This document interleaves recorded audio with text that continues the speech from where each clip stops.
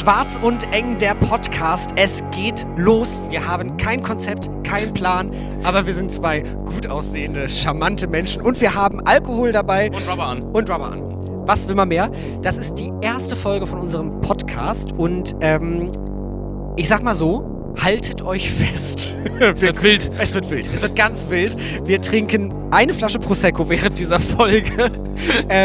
Und es geht darum, wie sind wir zum Fetisch gekommen? Wer sind wir überhaupt? Wir selber lernen uns kennen. Und wieso machen wir das überhaupt?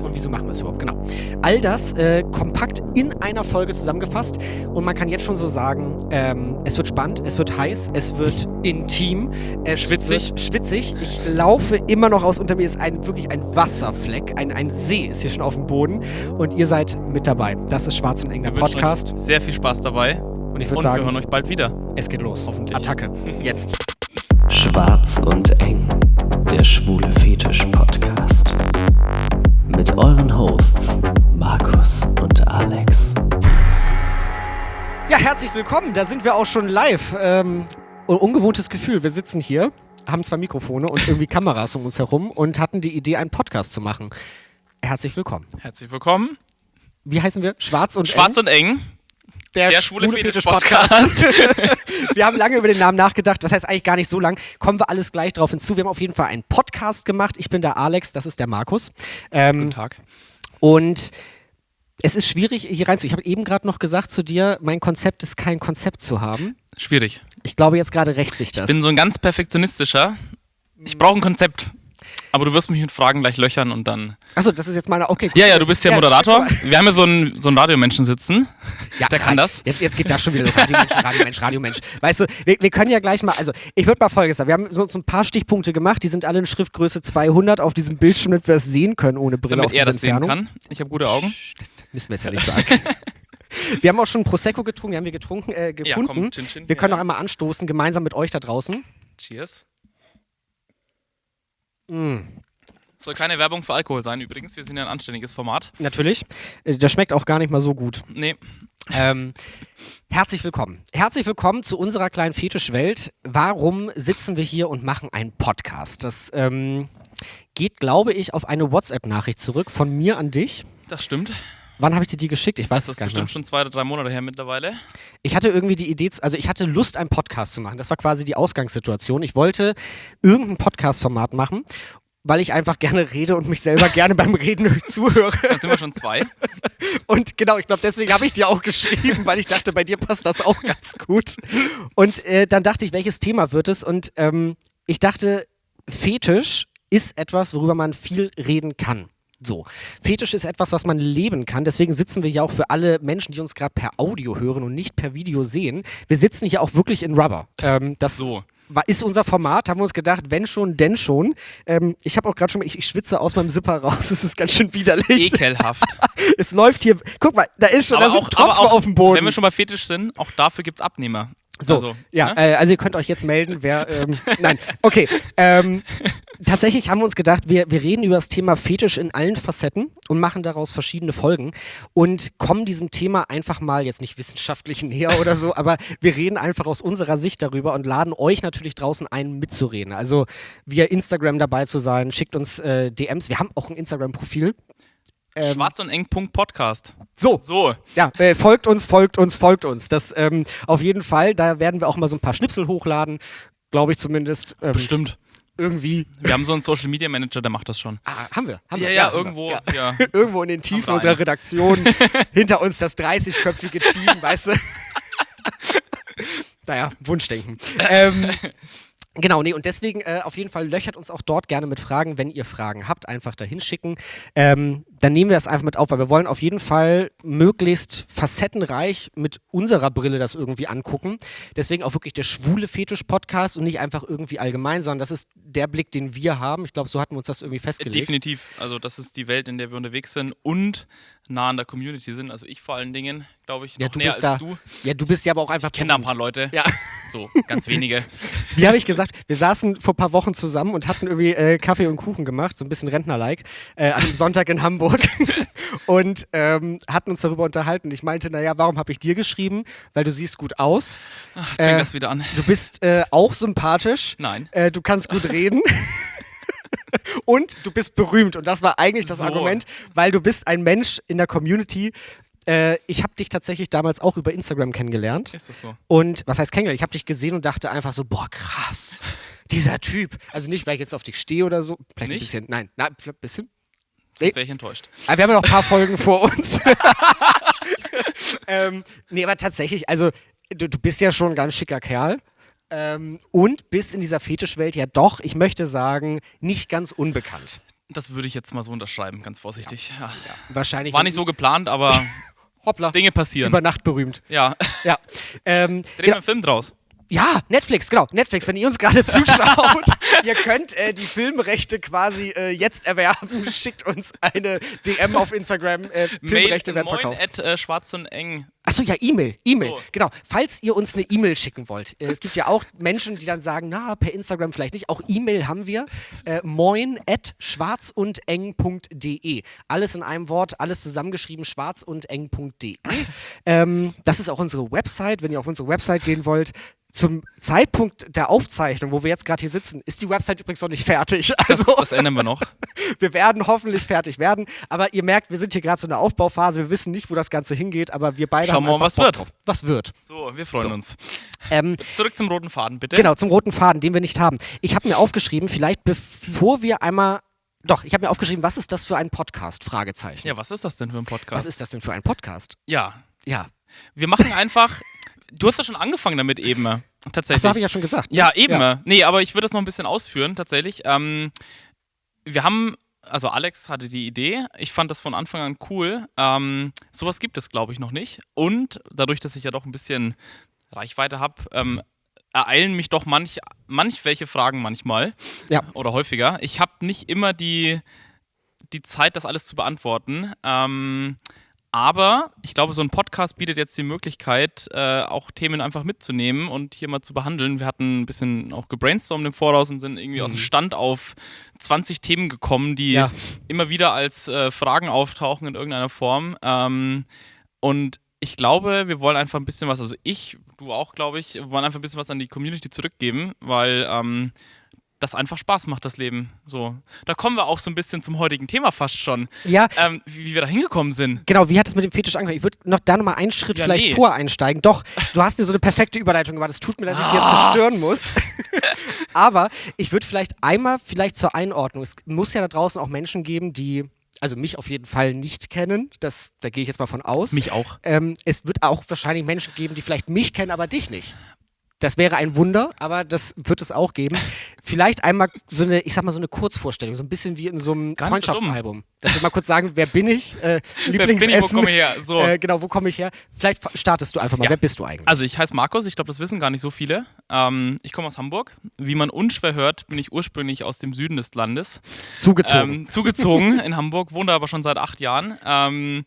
Und bin seit 2021, das war so ein Corona-Ding, so ein fast schon Langeweile-Thema, bei Instagram aktiv und ja, habe da irgendwie ein bisschen Leute kennengelernt mittlerweile. Fühle mich sehr wohl in der Welt, bin mittlerweile eigentlich nur noch dort unterwegs und auch dort überall zu finden, wo es irgendwie Events gibt. Genau, im Privatleben bin ich sonst, glaube ich, ganz umgänglich. Wird mir nachgesagt. Ich arbeite in einer Bank, leite dort die IT, also auch eine ganz andere Welt. Das klingt so trocken, aber... Das finden alle sehr wild. Ja, aber die Fetischwelt ist am Ende mein Ausgleich. Also das ist so ein perfides Gleichgewicht, sage ich mal, zwischen Bank, Stock im Arsch, also nicht ich, sondern die anderen, weil Bank, also ich auch gerne mal, aber... Das geht schon super los. Also vor allem die anderen. Aber am Wochenende einfach dann unterwegs zu sein und ich sag mal jetzt ganz gepflegt die Sau rauszulassen, das ist irgendwie genau die Mischung, die ich brauche und die ich jetzt seit 2-3 Jahren lebe und sehr glücklich lebe. Mhm. Genau, wenn es dazu Fragen gibt, ihr wisst ja die E-Mail-Adresse jetzt. Ich glaube, das reicht als Kurzvorstellung, aber erstmal. moin@schwarzundeng.de. Man kann es nicht oft genug sagen. Wer bist du denn? Ich habe dich noch nie gesehen vorher. Ja, Erzähl mal. Ich bin der Alex. Aha. Ich bin in den End-20ern, wie man ja schön sagt. Ich gehe auf die 30 zu. Dann ist vorbei. Ich freue mich tatsächlich drauf. Ich mag es, alt zu sein. Ich liebe mein Rentnerleben. Ich komme aus dem Vorort von Hamburg. Ich wohne hier auf dem Land, kann man schon fast sagen. Also in Niedersachsen wohne ich südlich der Elbe. Und also quasi auch Bayern? Quasi Bayern. Wie viele hier im Norden sagen würden. Ich wohne in der schönen Lüneburger Heide. Bisschen kitschig und spießerhaft vielleicht auch. Ich habe so ein Häuschen mit so einem Garten, da fährt der Rasenmäherroboter. Also ich führe gerne so ein Spießerleben. Ich bin weniger auf Partys unterwegs, aber habe diese Fetischseite in mir auch, ja, seit wann, also wahrscheinlich schon immer. Du bist mir schon vor vielen Jahren, also nicht vor vielen Jahren, aber vor mindestens 2 Jahren habe ich dich schon mal wahrgenommen auch. Das kann sein. Ich glaube, da ging das bei mir auch so in Anführungsstrichen richtig los. Aber ich war halt nie auf Partys. Ich war mal eher so online unterwegs und habe jetzt seit 1,5 Jahren mein erstes Stück Gummi, was ich auch gerade trage, für alle, die im Video zuschauen. Das ist mein erstes Stück Gummi, was ich mir gegönnt habe. Sieht sehr schön aus. Ja, ich schwitze halt. Guck mal, ich laufe wirklich aus. Oh! Heul leise. Naja, auf jeden Fall, das ist so tatsächlich meine Welt. Seit, ich sag mal, relativ kurz, ich bin frisch dabei in der Szene. Und dann gleich ein Podcast. So, und dann gleich ein Podcast, genau. Und ich bin im realen Leben, mache ich so alles Mögliche mit Medien. Also, ich bin eigentlich gelernter Radiomoderator, mache aber auch so ein bisschen, ja, herzlich willkommen bei Schwarz und Eng, der schwule Podcast aus der Fetischwelt. Ich werde ihn übrigens immer wieder darauf hinweisen, wenn er ins Radio ich verfalle oft da rein. Ja, und das ist tatsächlich schlimm. Ich merke, sobald ein Mikrofon da ist und rote Lampen an den Kameras leuchten, bin ich sofort... Solange du es nicht im Mund nimmst, das Mikrofon, was wie ein Schwanz aussieht. Das hast du aber eben, als die Kamera, das muss ich jetzt mal wirklich sagen, als die Kamera nicht lief und als das Mikrofon noch nicht lief, hast du es ausprobiert, ob du das in den Mund bekommst? Ja, irgendwas ist ja immer. Ich wollte das nur mal kurz fürs Protokoll. Ich bin nicht der Erste, der es Möchtest du dich jetzt weiter vorstellen? Okay. Es geht um dich. Auf jeden Fall bin ich der Alex, 27 Jahre alt zu Beginn dieser Aufzeichnung. Ich dachte Ende 20. Ja, 27 ist doch. Mitte 20. Danke. Ich bin Mitte 20 und relativ frisch in der Fetischwelt und bin auch sehr vielseitig, glaube ich, aufgestellt, was Fetisch angeht. Also ich finde tendenziell erstmal nichts oder wenig ungeil. Ich finde tendenziell erstmal alles spannend, interessant und probiere es gerne aus. Und finde es auch immer noch mega aufregend, mal in Fetisch draußen in der Welt rumzulaufen. Und das ist mega aufregend. Kleiner Teaser für die nächste Folge vielleicht? Ja, vielleicht. Also bleibt dran, wenn ihr jetzt schon ein bisschen Blut geleckt habt. Ansonsten, mehr gibt es über mich nicht zu erzählen. Oder? Ich habe von meinen Fetischen gar nichts gesagt. Ach so. Es geht um Fetisch-Podcast und ich erzähle, dass ich in der Bank arbeite. Irgendwie, also es gibt auch Bankfetisch, glaube ich, einen Anzug, aber ja, was sind denn deine Fetische? Ja, das ist eine gute Frage. So. Das hat sich in den letzten Jahren tatsächlich sehr, also in den letzten 2 Jahren vor allen Dingen sehr rauskristallisiert. Rubber, also unschwer zu erkennen. Unschwer zu erkennen, das ist so, glaube ich, das Hauptding. Da passt auch in die Schränke mittlerweile zu Hause nichts mehr rein. Dann tatsächlich ein Thema so ein bisschen Bondage die Richtung. Ich glaube, da kriegt man viele unter einen Hut tatsächlich in der Welt. Das funktioniert ja fast bei jedem. Dann mag ich Masken tatsächlich ganz gerne in der Kombination. Chastity, also Keuschheit zum Beispiel, beschäftige ich mich auch schon seit fast genauso lange wie mit Rubber. Und Fisting kam noch irgendwann die Jahre.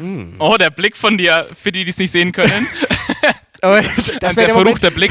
Das wäre eigentlich der Moment, wo ich jetzt sagen würde, wir schneiden das doch mal raus. Ich versuche seriös drauf zu reagieren, aber nein, wir bleiben einfach dabei, das ist perfekt. Ja. Ich glaube, da gibt es auch Interessierte, also vielleicht gibt es auch mal eine Folge dazu, schauen wir mal. Ja, ich hätte auf jeden Fall viele Fragen, aber ich habe da ein paar Erfahrungen, so ein paar wenige. Also das konzentriert sich tatsächlich primär über diese Themenfelder mittlerweile. Ich meine, ich bin ja alt und genau, wie alt bist du? Das habe ich auch vergessen. Ich habe mich ja auch schon geoutet, wie alt ich bin. Naja, also manche schreiben ja, du siehst aus wie 16, dann muss ich auch manchmal meinen Ausweis noch zeigen, wenn ich Alkohol kaufe, aber nein, ich bin schon 32 Stand heute. So alt. Ja. Das hat irgendwie gehalten. Die guten Gene aus dem Süden. Nein, also tatsächlich 32 und dadurch habe ich auch schon so ein bisschen Erfahrung vielleicht und dadurch kristallisiert sich mit der Zeit auch das ein oder andere raus. Ja. Und ja, man guckt sich alles, wie du schon sagst, alles irgendwie mal ein bisschen so an und findet alles spannend, aber es gibt dann halt auch Sachen, die spannender sind als die anderen. Und dann konzentriert man sich darauf. Das Geile daran ist, dass man, also ich zumindest jetzt mit den Jahren sagen kann, ich kann auch mal Dinge ganz bewusst auslassen, weil ich nicht die Angst habe, was zu verpassen. Ich habe so viel erlebt die letzten 2, 3, 4 Jahre, so nach Covid, ich kann auch mal ganz bewusst einfach nach Hause gehen und sagen, ach ja, das hätte mir keinen Spaß gemacht, egal. So. Ach, spannend. An den Punkt zu kommen, das ist echt geil. Das ist so ein Lifehack. Das Gefühl hätte ich zum Beispiel jetzt nicht. Also auch da wird es bestimmt eine Folge drüber geben. Mein erster Besuch im Lab in Berlin. Als Teaser da schon mal. Da bin ich mit gemischten Gefühlen rein und rausgegangen. Aber da will ich jetzt gar nicht drauf eingehen. Aber das da können wir noch mindestens eine Stunde drüber reden. Das ist genau nämlich der Punkt, bewusst Dinge auslassen. An dem Punkt bin ich noch nicht. Aber ja. Das hat bei mir auch echt lange gedauert. Mindestens eine Beziehung ist daran verschlissen, aber es lebt sich entspannt danach tatsächlich. Apropos, vielleicht nochmal zur Vorstellung, bist du vergeben? Ach ja, verdammt, da war ja auch noch was. Ich weiß es ja, aber... Ja, so, der Rest weiß es ja nicht. Also doch, eigentlich jeder, der meinem Instagram-Profil folgt, weiß es im Zweifel auch. Ich bin glücklich vergeben. Mein Freund hat auch Instagram. Ist auch in meinem Profil verlinkt. Skelly Saggerboy stand heute, heißt er dort. Like for like, follow for follow. Und bei dir so? Ja, ich bin tatsächlich auch vergeben. Tatsächlich jetzt auch seit 10 Jahren, muss ich schon sagen, seit 10 Jahren. Ja, wusstest du gar nicht? Nee, seit 10 Jahren wusste ich nicht. Ja, ich war 17. Ich glaube, wir lernen uns auch hier selber noch kennen. Ja, verrückt, wirklich verrückt. Nee, ich bin seit 10 Jahren vergeben oder jetzt gerade im 10. Jahr. Mein Mann, wir sind auch verlobt. Wir haben die Hochzeit noch nicht geschafft, weil irgendwie kam... Du sagst die ganze Zeit dann Mann, ihr seid da gar nicht verheiratet? Nee, sind wir noch nicht. Jetzt habe ich es laut gesagt, ne? Wenn mein Mann gerade zuhört, zuguckt... Wann ist die Hochzeit? Ich will auch kommen. Ihr seid auf jeden Fall eine Fetisch-Hochzeit? Nee, weil mein Mann ist gar nicht fetisch. Also wirklich, 0,0. Also so 0. Was auch völlig in Ordnung ist. Genau, das ist super spannend, weil ich habe eigentlich diese ganze Fetischzeit, weil ich war ja 17, als wir uns kennengelernt haben, die ganze Fetischzeit habe ich eigentlich während unserer Beziehung kennengelernt und es hat sich daraus unsere Beziehung auch verändern müssen einfach, weil sonst hätte das nicht weiter funktioniert und wirklich an dieser Stelle großes Chapeau, großen Respekt auch an ihn, dass er das mitgemacht hat. So, ja, ne, auf deinen Mann, fast Mann. Ja, ich trinke schon die ganze Zeit, ne? Aber Prost. Also schon wieder? Eigentlich gar nicht. Der ist auch nur so bürokalt, weil der stand hier in so einem Büro. Wir sitzen in der Produktionshalle, auch im Süden Hamburgs, und produzieren hier gerade diesen Podcast. Und wir sind durch die Büros gelaufen und haben Alkohol gesucht, weil wir dachten, mit Alkohol geht das einfacher. An dieser Stelle Disclaimer: Alkohol ist keine Lösung, ne? Müssen wir auch mal sagen, aber es ist einfach da. Irgendwas muss man trinken. Ja, genau. Und auf jeden Fall, ich bin auch vergeben. So. Punkt. Ja. Um die Frage kurz zu... Ja, sehr glücklich tatsächlich, sehr glücklich. Da sind wir schon 2. Ja. Sehr schön. Aber du hast jetzt tatsächlich schon sehr gut ausgeholt. Woher kommen wir? Also fetischtechnisch. Ja. Erzähl doch mal weiter. Ich meine, jetzt hast du schon angefangen. Du hast mit 17 bist du in einer Beziehung. Ja. Das erstmal respektabel, dass das überhaupt eine Beziehung mittragen kann, sich zu erkunden. Wie ging das war denn auch weiter? Ganz spannend. Ja, wie ging das weiter? Ich weiß ehrlich gesagt gar nicht. Also ich habe schon oft geforscht, wie hat es bei mir überhaupt angefangen, weil auch so fetischtechnisch, ich bin, wie ich gesagt habe, sehr breit aufgestellt. Klar, ich sitze jetzt hier in Rubber. Ich habe zum Beispiel auch einen Motorradführerschein, stehe total auf Lederkombis. Und ja, die Lederkombi hatte ich schon vor dem Motorrad. Und sowas aber auch. Ups. Also ich brauchte vielleicht... Die war im Sale. Ja, so ungefähr. So. Weißt du, gebraucht eBay-Kleinanzeigen, wie das immer so ist. Du wolltest einen Führerschein machen. So. Ja. Sneaker und Socks auch ganz weit vorne dabei. Sportswear sowieso. Das sind alles so Sachen, die schon immer irgendwie, glaube ich, da waren. Seitdem ich auf Typen stehe oder weiß, dass ich auf Typen stehe, seitdem also ist vor auch 17. das einfach da. Genau. Aber ich habe es nie richtig so als Fetisch abgestempelt. Das bin ich auch. Es war einfach so, ja, es sieht einfach geil aus. Punkt. Ne? Genau, also es war eher so eine Feststellung. Völlig legitim. Und dann...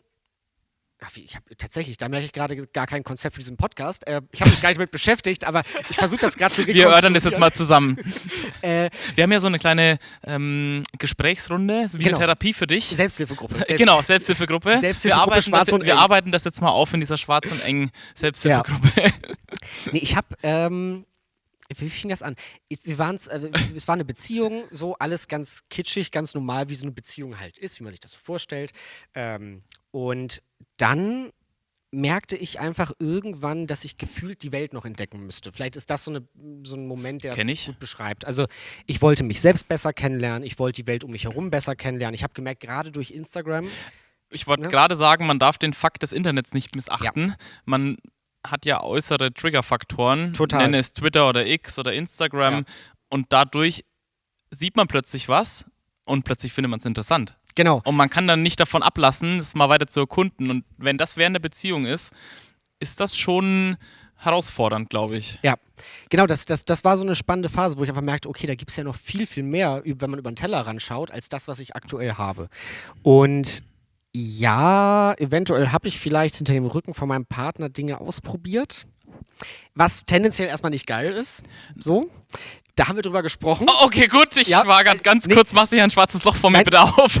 Er weiß Bescheid, also auch wenn er jetzt diese Folge hört, ich kann das nicht vor ihm verstecken, er weiß Bescheid, wir haben da wirklich drüber gesprochen, mittlerweile auch unser Agreement in der Richtung getroffen. Dann geht mein Respekt an ihn, dass er das, ihr das geregelt habt. Das war, weil wirklich? wir einfach gemerkt haben, also für mich war es immer so, es gibt Liebe und Beziehung, das ist für mich auf der einen Seite, und es gibt, ich sag mal, Sex, Fetisch und Vergnügen. Und das kann Berührungspunkte haben. Also ich habe mit meinem Partner, an dieser Stelle gesprochen, sehr guten Sex. Zwar ohne Fetisch, aber sehr gut. Aber trotzdem sind es für mich zwei Blätter, die ich unabhängig voneinander betrachten kann, die parallel laufen können, aber nicht müssen. Ja. So sehe ich das ein bisschen, und das haben wir für uns dann auch arrangiert. Und irgendwie habe ich mich dann ausprobiert und merkte einfach so, dass mich ganz, ganz viel tatsächlich triggert, wie du schon gesagt hast. Also gerade so Instagram, und wenn man sich Fotos anguckt, Videos anguckt, merkt man einfach, boah. Aber das war nicht direkt vor 10 Jahren, sondern jetzt erst vor kurzem? Es ist wirklich entstanden, möchte ich sagen. Vielleicht so vor 4 Jahren. Okay, ist doch gar nicht so lange her.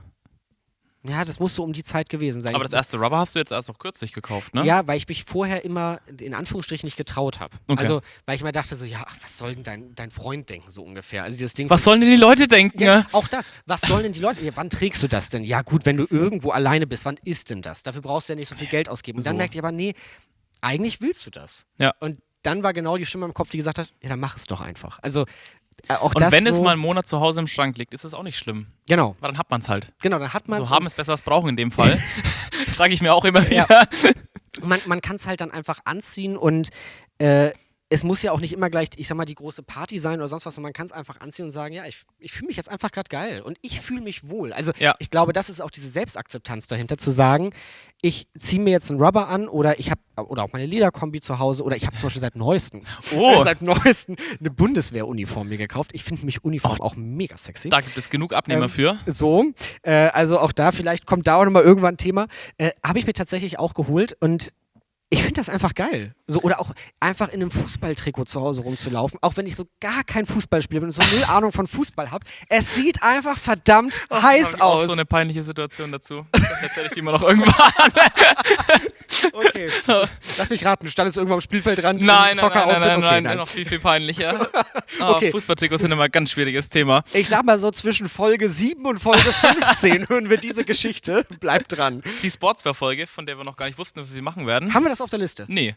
Aber nicht. Ich habe ja hier vor mir das MacBook stehen. Wir haben ja auch ein großes Redaktionsteam, was mit uns quasi das Ganze hier produziert. Ich habe gerade quasi, wie im Fernsehen sagt man jetzt, ich habe aus der Regie gerade den Hinweis bekommen, dass unser Redaktionsteam das auf die Liste schreibt. Ne? Krass, man fühlt sich voll fancy, weil man so sagen kann die Redaktion das bitte mal aufschreiben? Da wird ja zum Glück jetzt auch meine gefühlte, nach außen gestrahlte Arroganz wieder hochgehalten. Ja. Dass ich ein ganzes Redaktionsteam hinter mir habe und Produktionsteam. Ja, ich wollte gerade sagen, Arroganz, also ich habe jetzt meine Geschichte Arroganz, da hatten wir, als wir uns vor ein paar Wochen getroffen haben. Bei Kaffee und Kuchen wie Oma und Opa. Genau, da saßen wir in einer langen Reihe und haben wirklich einen sehr, sehr schönen Nachmittag gehabt. Mit unserem geheimen Producer. Mit dem geheimen Producer. Irgendwann stellen wir den noch vor, aber nicht in Folge 1, nein.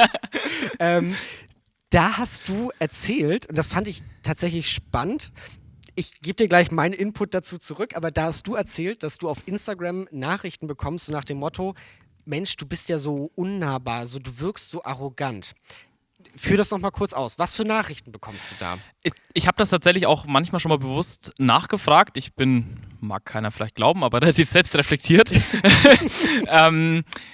Bei Freunden, die mich gerade frisch kennengelernt haben, habe ich das auch mal nachgefragt, wie ich so wirke. Und da kam ganz oft das Feedback, ja, du wirkst unnahbar, du wirkst total arrogant, du wirkst wie so eine kleine Bitch, die halt irgendwo durch die Gegend reist und auf irgendwelche Partys geht und die ganze Zeit irgendwie Spaß hat.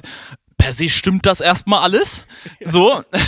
Allerdings bin ich halt nicht arrogant. Das können auch meine Freunde, glaube ich, im Umkreis bestätigen. Ja, kann man so sagen. Manchmal. So. Nee, also tatsächlich, ab einer gewissen Größe auf Instagram kann man einfach nicht mehr jede Nachricht beantworten und auch nicht jedem so viel Zeit schenken, wie er es möchte. Das tut mir erstmal leid, aber es geht einfach nicht. Und ich habe in meinem Umfeld wirklich viele Menschen, die mir wichtig sind und am Ende ist es halt Zeitmanagement. So, Total. Man schenkt die Zeit dann halt seinem Partner und dann auch den engen Freunden, die man halt um sich hat. Und ja, ich bin oft in Berlin und oft unterwegs, aber ich arbeite auch 5 Tage die Woche. So. Ich wollte sagen, du hast ja auch einen Vollzeitjob. Ich habe einen also du bist kein Vollzeitjob, der mir den Arsch Influencer. aufreißt in der Regel. Ich verdiene mein Geld damit, nicht wie viele andere. Also kein Shaming jetzt, um Gottes Willen, aber ich habe mich halt für die Jobvariante entschieden und ich mache das auch mit Leidenschaft und ich gehe da halt Freitagabend um 16:30 Uhr raus und dann ist halt Kopf frei und ab nach Berlin oder was auch immer. Gibt auch mal Wochenenden, wo in Hamburg irgendwas stattfindet, kommt zwar selten vor, aber das Wochenende ist einfach wirklich der Ausgleich und alles, was da so an Storys entsteht in der Zeit oder an Posts, was auch immer, das ist halt wirklich reines Hobby. So, und Du bist ja auch, ich sag mal, unmonetarisiert. Also komplett. Du machst das einfach aus Überzeugung. Das finde ich tatsächlich auch so ehrlich. Ich finde, als du diese Geschichte erzählt hast, saß ich da ja auch und musste ein bisschen schmunzeln, weil ich mir in dem Moment dachte, ja, so habe ich dich am Anfang in Anführungsstrichen auch wahrgenommen. Also, weil du warst für mich auch jemand, man guckt auf dein Profil, wie viele Follower hast du? 31 und ein paar zerquetschte, 31.000 oder so. Ja, Hat sich irgendwie angesammelt. Ich habe 500. Ne? So, bringen wir dich auch noch hin. So, irgendwann, ja. Also, wer mir folgen möchte, hey, folgt Wir suchen mir. noch... Aber das ist jetzt auch peinlich. wir suchen noch 30.900 Follower für den lieben Alex. Ja, du sehr gerne, wenn ihr wollt. Nee, tatsächlich, auch für mich war das so. Natürlich war meine erste Reaktion, wenn ich jetzt dir schreiben würde, warum solltest du mir zurückschreiben? So blöd das klingt, aber man geht in der heutigen Zeit im Social Media einfach immer davon aus, das ist jetzt so eine Größe, ja, der hat da sowieso keine Zeit für. Das ist irgend so ein Content Creator, der jet-settet über die Partys zwischen Hamburg, Berlin und München. Und München? weiß nicht, habe ich jetzt einfach so gesagt. Auf gar keinen Fall. Die Nord, Süd, Ost. Hamburg, Berlin, Ende. Okay, ja gut. Nee, die München streichen wir aus dem Protokoll. Danke, aber, ist mir wichtig. Hamburg, Berlin, der jet-settet quasi so hin und her, ist halt so ein Partyluder. Wenn ich dem schreiben würde, der würde auch sowieso nie reagieren. Und dann habe ich dich kennengelernt und ich wüsste jetzt nicht mehr, wann das war. Du weißt wahrscheinlich bei unserem Schwesterformat. Genau, da können wir in dieser Stelle, ja genau, schieben wir, auch das steht auf der Liste da vorne in Schriftgröße 100, du siehst es. Wir müssen das jetzt thematisch kurz einschieben. Es hilft ja nichts. Schwarz und eng ist der Name von diesem Podcast, weil wir saßen zusammen und fragten uns, wie soll dieser Podcast heißen? Und irgendwie kam es so, dass, ich weiß, wer hat das gesagt? Einer von euch beiden hatte die Idee. Also von dem Geheimproducer. Genau, der Geheimproducer. Von Alex, der auch hier gerade mit uns sitzt. Und irgendwie war das so, dass es einfach war, ja, der müsste eigentlich Schwarz und eng heißen. Zur Namensgebung von Schwarz und eng kann man ja sagen. Es gibt in Hamburg ein Partyformat, wo wir uns, glaube ich, auch kennengelernt haben. Nennen wir es nicht Partyformat, aber da haben wir uns kennengelernt. Du warst übrigens sehr viel auf dem Boden an dem Abend, egal. Ich war gar nicht. Das ist immer eine Darstellung. Die ist völlig falsch. Aber da kommen wir gleich drauf. Es ist auf jeden Fall jeden letzten Freitag im Monat. Richtig, im Toms Saloon in Hamburg. Ja. Eine Selbsthilfegruppe. Nein, das ist falsch. Nein, es ist wirklich ein schönes Beisammensein und jeder trägt etwas Schwarzes und Enges. Ja. Also Rubber oder irgendwie PVC oder wirklich auch mal Sportswear, was auch immer. Ja. Jeder ist willkommen. Und wir haben uns alle angeguckt und der Name war es einfach. Genau. Und da merkt man es den Namen. Und deswegen müssen wir an dieser Stelle ein großes Dankeschön rausgeben. An den lieben Dominik, der das in das Leben gerufen hat, dass wir den Namen mitverwenden dürfen, da wir hier ja 2 völlig verschiedene Formate sind. Glaube ich, ist das eine coole Sache.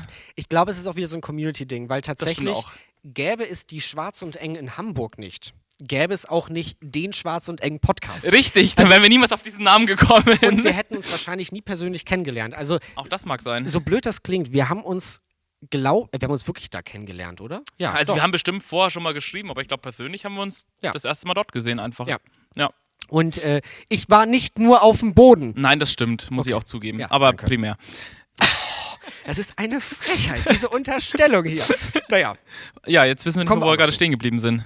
Da kommt auf jeden Fall der Name her.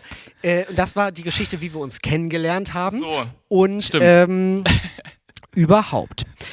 Jetzt hat er einen roten Faden verloren. Jetzt habe ich wirklich den roten Faden verloren. Weißt du, was wir noch nicht behandelt haben? Was? Wie ich zum Thema Fetisch kam. So, genau. Unser eigentliches Podcast-Thema heute. Das sollte eigentlich ja tatsächlich der Schwerpunkt dieser Folge sein, weil bei mir ist es schnell erzählt, ich bin eigentlich noch mittendrin. Ja, ich bin ja uralt. Du bist ja quasi die alte Fummeltrine, die seit vielen, vielen Jahren in dieser Welt aktiv ist. Jahrhunderte. Jahrhunderte. Ja, du hast quasi 100 Jahre Fetischerfahrung. Das feiern wir als großes Jubiläum. So fühlt sich das manchmal auch an, tatsächlich. Genau, und das hast du gesagt, genau, das war ein bisschen der Auslöser. Du kriegst viele Nachrichten aus der Community, du behandelst das Thema sehr, sehr offen, was ich mega stark finde, weil ich glaube, genau das braucht diese Community. Genau sowas brauchen Genau, deswegen Menschen machen wir den Podcast. Genau, deswegen machen wir das, weil ich bin so ein Mensch, hätte ich Leute wie dich nicht gehabt, in Anführungsstrichen, auch wenn es nur als Vorbild auf Instagram ist. Ich glaube, du hast eine große Vorbildfunktion für viele da draußen. Das habe ich auch schon häufiger gehört, tatsächlich. Ne? So, hätte ich zum Beispiel auch gar nicht den Mut gehabt, erstmal mir Rubber zu kaufen, Rubber anzuziehen, mich selber damit wohlzufühlen und zu akzeptieren. Und das Allerwichtigste, letztes oder vorletztes Jahr beim Berliner CSD. Letztes Jahr. Bist du neben mir, und da gibt es auch ein Bild von, bist du in Rubber rumgelaufen, wo ich sehr großen Respekt vor habe. Du hast recht, ja, das habe ich vor ein paar Tagen erst angeguckt, tatsächlich. Warum auch immer, ich weiß nicht mehr wieso. Weil du mich so schön findest. Okay, lass mich stehen. Nein, halt, stopp, das ist ein schönes Bild. Halt, stopp. Das ist ein schönes Bild, wirklich. Ja. Und ich habe das irgendjemand zeigen wollen, weil mich fragte irgendjemand, mit wem machst du denn einen Podcast? Hattest du deine High Heels da nicht an? Nein. Das war in Hamburg letztes Jahr. Nee, da war ich, ja, das kann sein. Ja. Da hattest du High Heels. Da hatte ich mal einen Fullsuit an.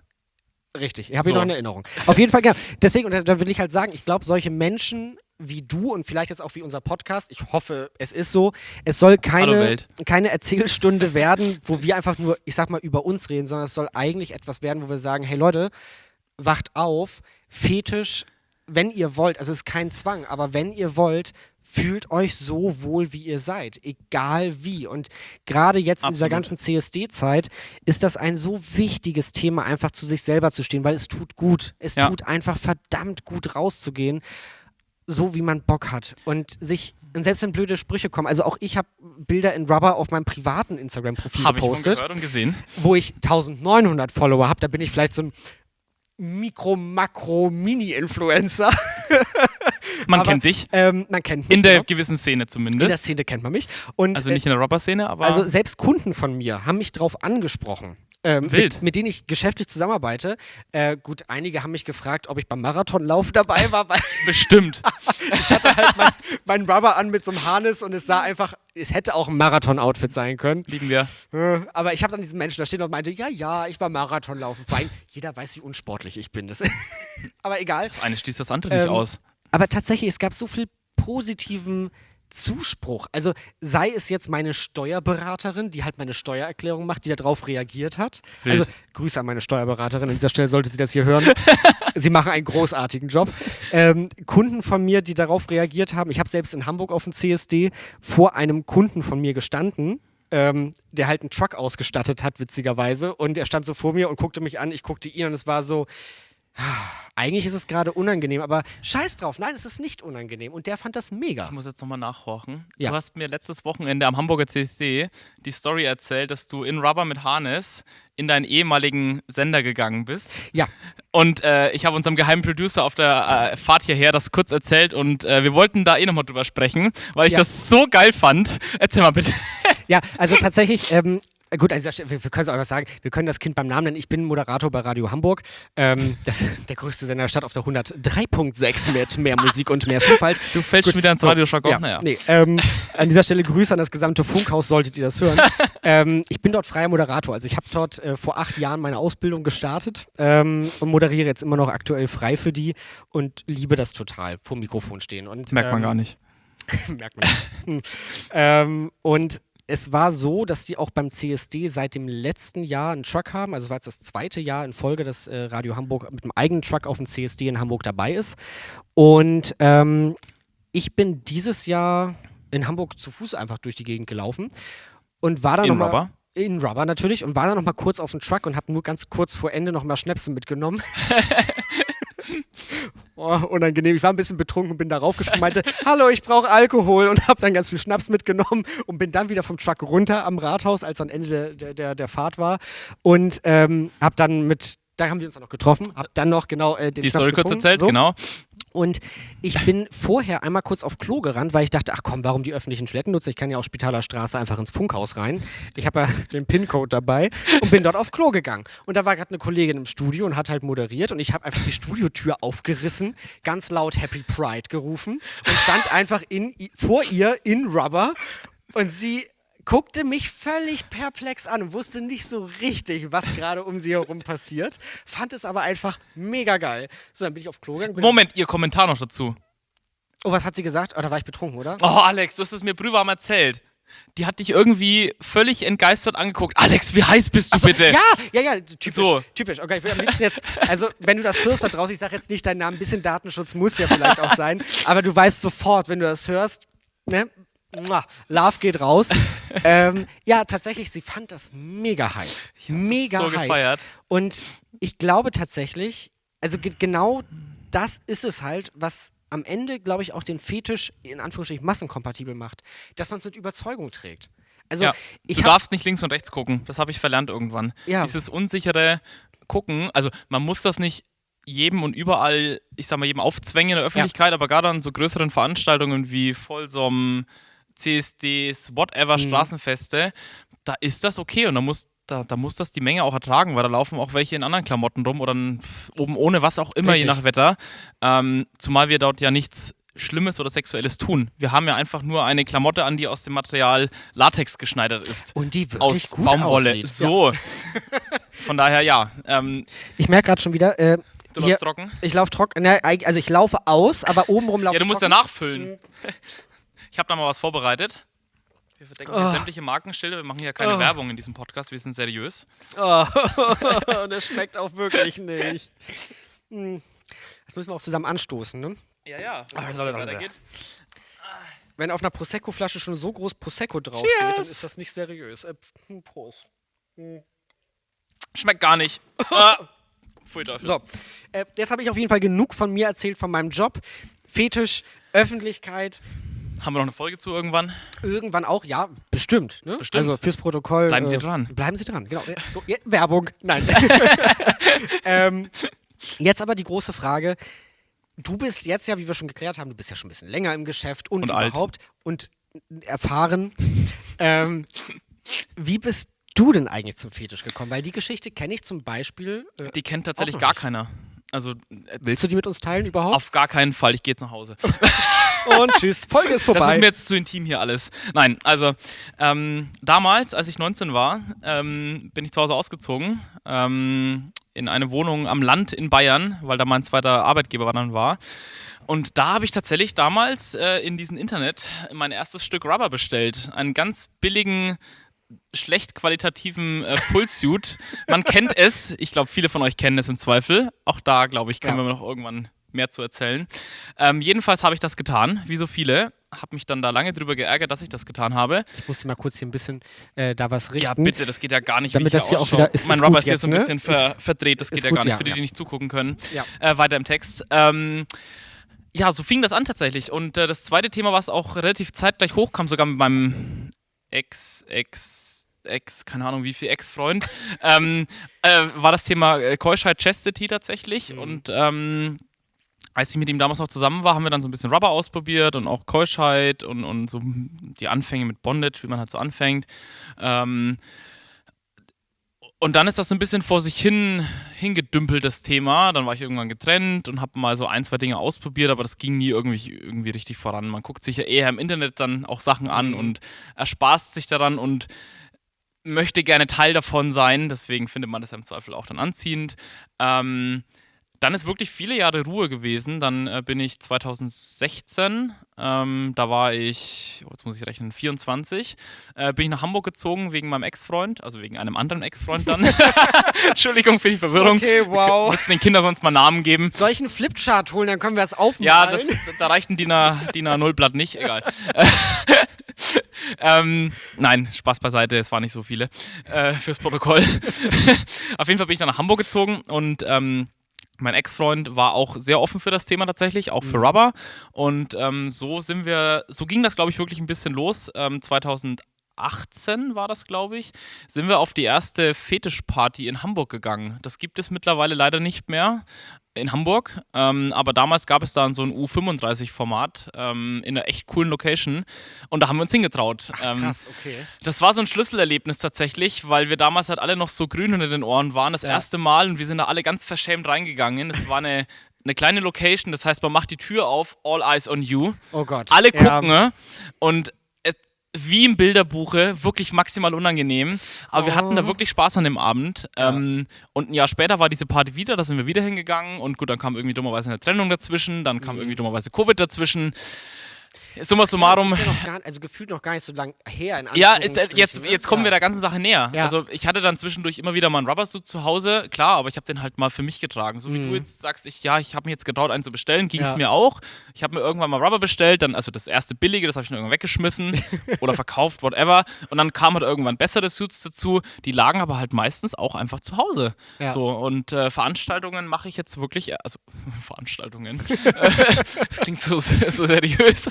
Mache ich jetzt auch erst seit 2-3 Jahren so wirklich fortschreitend, sag ich mal.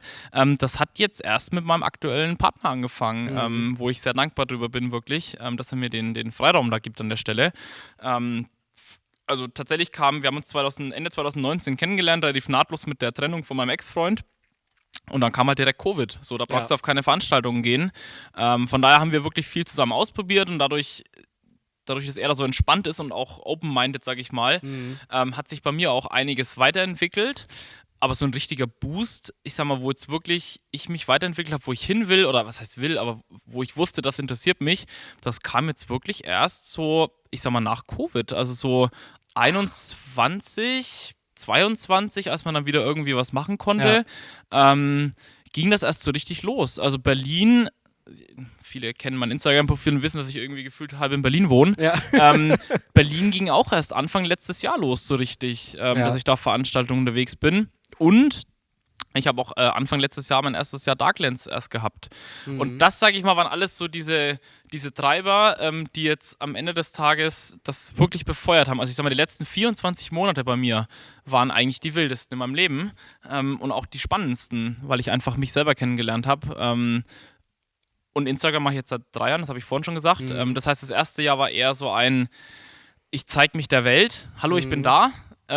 Dieses aufregende erste Mal. Ne? Ja. Und danach kam irgendwann dazu, hallo, ich mache auch mal gescheite Bilder, nicht nur vom Spiegel daheim, ich bin auf Veranstaltungen, ich lerne die Leute kennen, mit denen ich irgendwie geschrieben habe, unter anderem auch dich, weil ich auf Veranstaltungen unterwegs bin. Also das ist bei mir alles noch gar nicht so lange her. Das kam irgendwie durch Covid und die Ex-Partnerwahl, kam das alles relativ spät erst, dass ich da so frei mich bewegen konnte in der ganzen Welt. Ich bin jetzt aber auch wirklich dankbar, weil, wie du vorhin schon sagtest, zeig dich offen. Mein aktueller Lebensstil, in Anführungszeichen, ich war noch nie so glücklich im Leben. Also dieses, es ist mir einfach egal, was andere denken, das musste erst reifen in mir. Und auch dieses, ich zeige meinen Fetisch oder ich habe ein offenes Instagram-Profil und ja, es haben auch schon Freunde entdeckt aus meiner Heimat. Ja. Es ist mir einfach egal mittlerweile, was soll ich sagen? Ich mache ja nichts Illegales. Das ist es. Und das ist, glaube ich, das ist der entscheidende Punkt. Ja, auch ich war da natürlich und dachte so, oh Gott, was sollen die Leute denken? Tatsächlich, ich habe letztes Jahr, als ich auf dem CSD in Berlin, habe ich das erste Mal Rubber in der Öffentlichkeit getragen. Und du hast es mit Stolz getragen. Ich war auch sehr betrunken, aber ich habe es dann mit Stolz getragen. Aber tatsächlich, ich habe das gepostet auf meinem privaten Profil als Story und wusste, okay, das wird verschwinden und es wird nicht die Ewigkeit im Instagram bleiben. Aber als meine Mutter mir dann geschrieben hatte, oh mein Gott, du siehst so heiß aus. Deine Mutter? Meine Mutter. Da war ich so und dachte so, okay, mega cringe, was passiert hier gerade? Aber dann dachte ich so, nee, eigentlich ist es doch genau das. Also, wo ich so denke, so ja, klar, ist es natürlich auch irgendwie etwas, was einen vielleicht sexuell erregt, um das jetzt mal nochmal so beim Namen zu nennen. Das ist ja ekelhaft. Aber das ist widerlich, das ist widerlich, kürzlich gar nicht, nein. Aber tatsächlich, es ist ja auch etwas, was man einfach trägt. Und wenn man es mit Überzeugung trägt, dann wiederum, dann ist es ja einfach etwas, wo man ganz klar sagt, ja, da ist ein Mensch drin, der das gerade trägt. Das sieht auch gut aus an dem, weil der einfach da drin strahlt. Und es sieht ja nicht gut aus, weil es der Typ gut aussieht, sondern man hat ein Feuer in den Augen. Und ich glaube, aber dazu gehört auch noch was anderes tatsächlich. Dazu gehört nicht nur, dass man den Fetisch an sich selbst akzeptiert, sondern man muss auch selber mit sich im Reinen sein. Das war ich viele Jahre nicht. Das gehört bei mir noch dazu. Ich habe viele, die mein Instagram vielleicht schon lange Jahre kennen, ich habe da auch schon immer wieder Bilder von gepostet. Ich habe zwischen 2019 und während der Covid-Zeit und 21 irgendwie 20, 30 Kilo abgenommen und auch im Verlauf der Jahre davor schon mal 20 Kilo. Also ich war nie an dem Punkt, dass ich selbstbewusst war. So. Und das kam jetzt erst Anfang 21, wie auch mein Instagram-Account, so, hallo Welt, jetzt fühle ich's, so, jetzt will ich mich zeigen. Ja? Und das kam erst mit den Jahren und mit dem Abnehmen und ich fühle mich selber meiner Haut wohl und finde mich irgendwie attraktiv und an den Punkt muss man auch erstmal kommen. Ich glaube, wenn man an dem Punkt nicht ist, dass man sich selber wohlfühlt in seiner Haut oder Selbstbewusstsein hat, dann kann man das auch nicht nach außen tragen oder bietet halt eine riesengroße Angriffsfläche für all das, was da so am ekelhaften Rand rumschwappt, sag ich mal. Der erste schiefe Blick wird dich zerstören. Also, hat es mich auch ganz oft. Ich komme ja aus Bayern, so wie man nicht unschwer hört vielleicht. Aber tatsächlich, das schlägt bei mir noch in die Kerbe mit rein. Vielleicht noch ein kleiner Funfact. Ich konnte, während ich mit meinem Ex-Freund in Hamburg zusammen war, wegen dem ich ja nach Hamburg gezogen bin, ich konnte mit dem 5 Jahre lang nicht Händchen halten durch Hamburg laufen. Ach krass. Das ging nicht. Ja. Er wollte das immer, weil er hier aus dem Norden kommt und im Norden interessierte ja Schwulsein keinen. Also mal gar nicht abseits von Fetisch. Das hat Stress erzeugt in mir, wenn der meine Hand genommen hat. Also dadurch allein schon, dass ich vom Land in Bayern komme, weil du einfach jeden Blick scannst und denkst, was denken die Leute nur? Ja. Und am Ende des Tages muss man da feststellen, zumindest in den liberalen Großstädten in Deutschland, es interessiert keinen. Null. So. Und das ist eigentlich ja ein schöner Punkt. Trotzdem ist der Weg generell, um das Fass mal einmal, ich sag mal. Machen wir das Fass zu jetzt hier. Müssen wir mal fertig werden hier. Es ist immer noch ein weiter Weg. Auch dazu werden wir bestimmt noch irgendwie eine Folge haben, wo wir gerade stehen und wo der Weg noch hinführt. Aber das hatte ich anfangs ja auch gesagt, Thema Vorbildfunktion für die Community, für die Fetischwelt, für Menschen, die sich noch nicht so richtig wohlfühlen mit sich selber, mit dem Fetisch wohlfühlen, aber Bock drauf haben. Das merkte ich bei mir auch, als ich natürlich, also ich weiß noch, das erste Mal Schwarz und Eng, als ich ins Toms reinkam und ich hatte diesen Shorty hier an. Schön, dass ich mir auch einfach auf den Bauch raufklatsche. Ich hatte den einfach an und hatte darüber tatsächlich noch so eine typische einfach Adidas klassischen Trainingsanzug an, so ganz unauffällig, wo man denkt... Anzug? Ja, so.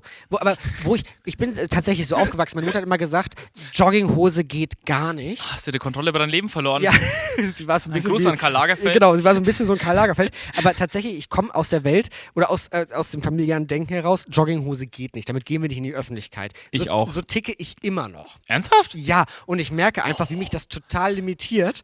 Ich finde das eigentlich schön, weil ich kleide mich auch sehr, sehr gerne, ich sag mal schick. Also ich mag das. Eine Jogginghose kann auch schick sein. Kann auch schick sein, ja, aber ich merke, wie ich immer noch diese Blockade habe, wenn ich denke, ach, du gehst jetzt so eine Runde spazieren. Ich war gestern Abend im Musical in Jogginghose. Ich hab's gesehen. Und da scheißegal. Und da dachte ich noch, ich würde niemals zum Musical in der Jogginghose Soll ich dir was gehen. sagen? Da laufen Typen rum, die maximal ungepflegter sind als ich in super verranzten Klamotten. Da sah ich noch besser aus als der Rest. Ja, da bin ich familiär einfach, es hat sich so eingebrannt. Bei mir auch, aber man muss da drüber stehen. Ja, aber selbst da, ich hatte schon Schwierigkeiten in Jogginghose mit Trainingsjacke. So blöd das klingt. Erstes Mal wild durch Hamburg zu laufen. Ich dachte, darunter trägst du auch noch Rubber. Was ist denn bei dir kaputt? Und dann kam ich in dieses Toms rein und dachte, okay. Was ist denn hier los?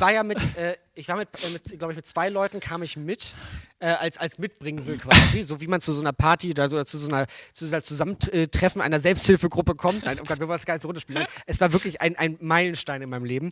Und da kam ich rein und dann zogen sich alle wie selbstverständlich halt einfach die Überziehkleidung aus und standen dann da in Rubber, ja. Und das habe ich dann auch gemacht und in dem Moment war für mich noch ganz kurz dieser Moment von, oh Gott, ich kann das hier nicht ausziehen. Du grad? Das geht doch nicht. Das kannst du doch nicht machen. Und dann merkte ich einfach, das machen alle und es ist so normal. Ja. Und es fühlte sich so unfassbar gut an. Gar nicht mal im Sinne von, Gott, ich werde jetzt mega horny, sondern es fühlte sich gut an im Sinne von, krass, in deinem Kopf, diese Blockaden, die lösen sich einfach auf. Und ab dem Moment war mir klar, mein Gott, ist das geil. Das ist schön zu hören, weil das ist bei mir sehr lange her tatsächlich. Ich kann mich da auch wirklich nicht mehr dran erinnern, weil ich das erste Mal irgendwie Rubber, Public oder unten runter, Party, was auch immer. Ey, das Feeling ist halt einfach weg. Für mich ist das mittlerweile maximal plump. Ja. Also ich bewege mich durch diese Welt und es ist mir einfach scheißegal. Und da kann ich nur sagen, an alle da draußen, die das jetzt gerade zum ersten Mal erleben werden, behaltet dieses Gefühl bei. Ja, speichert euch das ab, kann man sich wirklich mal speichern. Weil es war ein Moment von Freiheit. Das glaube ich tatsächlich. Wenn ich es jetzt so höre, finde ich es schön. Es war wirklich ein schöner Moment, weil darauf hat sich so viel aufgebaut. Es hat so viele Hemmungen genommen. Deswegen sitzen wir hier jetzt. Genau, deswegen sitzen wir hier und das ist der Punkt. Es hat mit der Schwarz und Eng in Hamburg angefangen. Daraus ist der Schwarz und Eng Podcast geworden und das ist einfach. Das ist ja fast schon das Wort zum Sonntag jetzt. Ja, Amen. Es ist wirklich Sonntag heute, ne? Ja. Ja, tatsächlich. Ja, aber dann machen wir doch hier mal das Wort zum Sonntag. Ja. Wir wollen ja nicht alles erzählen schon von uns. Nee. Ihr solltet dranbleiben. Richtig, genau. Also, krass, die Zeit rennt, ne? Haben wir jetzt fast eine Stunde gelabert? Ja, ich weiß nicht, wie viel wir hinterher rausschneiden. Aber wir haben jetzt netto auf jeden Fall, oder brutto muss man ja sagen, haben wir jetzt eine Stunde Redezeit Ja, gehabt. dann habe ich ein gutes Gefühl für die nächsten Folgen. Ich glaube, uns wird nicht langweilig. Ich finde es auf jeden Fall jetzt schon großartig. Also mir macht es auf jeden Fall Spaß. Ich hoffe, euch da draußen auch. Also, scheiße, ich hab Prosecco getrunken. Also ich setze nochmal neu an. Uns macht es Spaß. Wir hoffen, euch da draußen auch. Und wenn ihr Fragen, Kritik, Anregung, Feedback, Alles löchert uns. Also Auch wenn ihr es scheiße findet. Ja, gerne, So. ja, weil nur daran kann man besser werden. Sagt es uns. Sagt es uns gern bei Instagram, schwarzundeng.podcast. Habe ich jetzt nochmal gelernt. Richtig.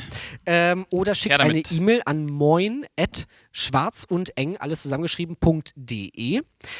Oder, ich wollte gerade sagen, schickt einen Fax, aber das Nehmen wir. So, 01, naja, egal. Ja, irgendwo haben wir auch ein Faxgerät noch stehen im Keller. Nein, auf jeden Fall sagt es uns sehr, sehr gern. Also es soll, natürlich sitzen wir hier einfach, weil wir einfach Lust haben zu reden, das habt ihr wahrscheinlich jetzt mitbekommen. Nein, wir reden nicht gern. Wir reden gar nicht gern. Aber tatsächlich wollen wir ja auch irgendwie, dass eure Themen hier auch Platz finden und eine Bühne finden. Auf jeden Fall. Wir laden auch im Zweifel mal, wenn wir keine Ahnung davon haben, Gäste. was auch mal vorkommen soll, laden wir auch mal Menschen ein, die davon Ahnung haben. Sehr, sehr gerne. Von daher meldet euch im Zweifel auch, wenn ihr ein Thema habt, das euch brennt, wo ihr mal was zu erzählen wollt. So, dann fragen wir euch einfach Fragen, weil auch ich habe von Themen noch keine Berührungspunkte und bin per se immer neugierig. Ja. Und dann fragen wir dich einfach aus. Und vor allen Dingen, es gibt ja so viele spannende Fetische auch da draußen, die für uns ja also auch spannend sind, die man irgendwie unterbringen kann. Also schreibt uns einfach, welche Fetische euch in den Sinn kommen, welche Fetische ihr habt. Gerne. Und welchen Gesprächsbedarf. Ne? Und für uns ist ja auch wichtig, auf gar keinen Fall jetzt irgendwie Judgment betreiben, also zu sagen, so, geht gar nicht, sondern lasst uns einfach drüber reden. Also ich glaube, genau diese offene Kommunikation, ihr braucht euch auf gar keinen Fall schämen, wenn ihr uns irgendetwas schreibt.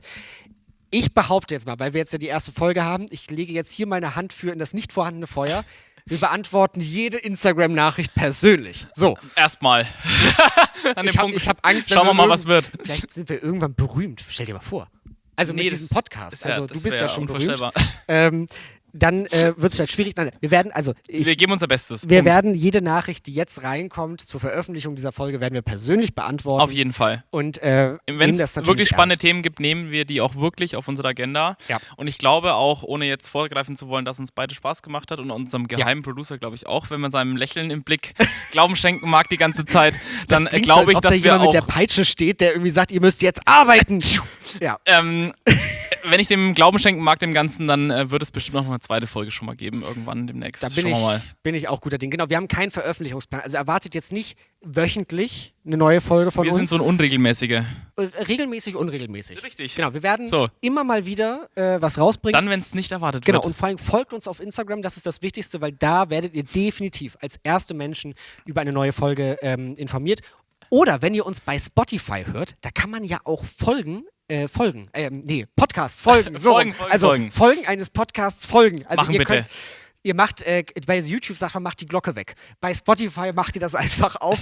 Da folgt ihr einfach Schwarz und Eng dem Podcast und dann bekommt ihr bei jeder Veröffentlichung eine Push-Benachrichtigung hier aufs Handy, Smartphone. Ganz modern sind wir da unterwegs. Und wenn ihr keine Podcasts hören könnt und eine CD haben wollt, schreibt uns eine E-Mail an moin@schwarzundeng.de. Ich brenne euch das persönlich noch auf CD oder auf Kassette. So, mein Versprechen für die ersten 5 Leute, die sich melden. Die ersten 5 Kassetten gehen aufs Haus. Okay, bevor ich jetzt mehr schwachsinnige Versprechen mache, vielen Dank. Vielen Dank. Vielen Dank. Wir haben uns gar nicht darüber geeinigt, wie wir rausgegeben uns die Hand. Vielen Dank. Was ist das denn? Ja, vielen Dank. Das war mir eine Ehre. Ja.